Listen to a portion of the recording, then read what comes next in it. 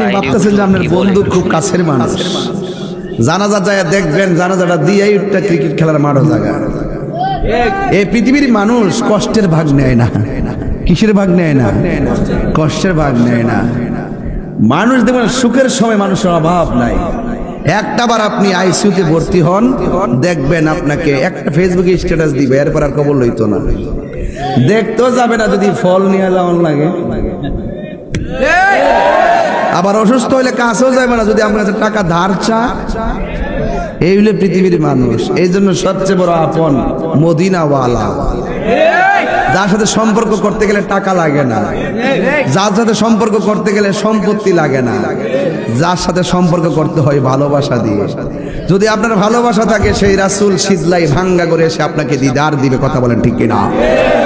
এই মাটি থেকে আপনাকে বানানো হয়েছে, এই মাটিতে আপনাকে দাফন করা হবে। বন্ধুরে আমার, ও আমার যুবক ভাইরা, এই মাটিতে আপনাকে দাফন করা হবে।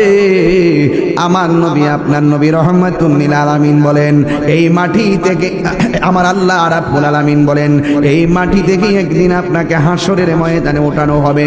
হাসরের ময়দানে যখন ওঠানো হবে, আপনার গায়ের মধ্যে কোনো কাপড় থাকবে না, শরীরটা থাকবে একেবারে উলঙ্গ।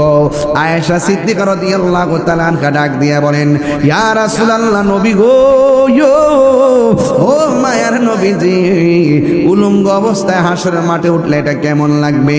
আমার নবী, আপনার নবী রহমাতুল লিল আলামিন ডাক দিয়ে বলে, ও আয়েশা, মানুষ যখন হাসরের ময়দানে উঠবে, মানুষের গায়ে যদি কাপড় না থাকবে, এদের ঘাটটাকে আমার আল্লাহ বাঁকা করে দিবে সূর্যের মুখের বরাবর। একটা সেকেন্ডের জন্য কেউ কাহার দিকে তাকাইবার কোনো সুযোগ পাবে না। সন্তানের সামনে দিয়ে মা চলে যাবে, মার সামনে দিয়ে সন্তান চলে যাবে।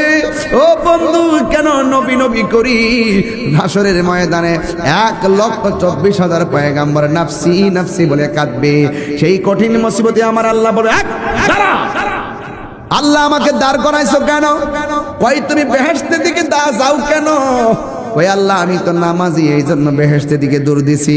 আল্লাহ বলবে, মিথ্যা বলবা না, তুমি আমার সন্তুষ্টির জন্য নামাজ পড়ো নাই। মানুষ তোমার নামাজি বলবে, না পড়লে মানুষ তোমার মন্দ বলবে। মানুষের ধোঁকা থেকে আর মন্দ বলা থেকে বাঁচার জন্য নামাজ পড়েছো। সুতরাং তুমি আজকে নামাজের হিসাব না দিয়া একটা চুল পরিমাণ সামনে যাওয়া যাবে না। নামাজ পড়েও মানুষ দুজকে যাবে, নামাজ পড়েও দুজকে যাবে। আমিলাতুন নাসিবাতুন তাসলা নারান হামিয়া। বস্তা বস্তা পরিমাণ আমল করার পরও মানুষ দুজকে যাবে। কেন? তার অন্তরে নবীর মহব্বত না থাকার কারণে। লক্ষ লক্ষ নয় মানুষ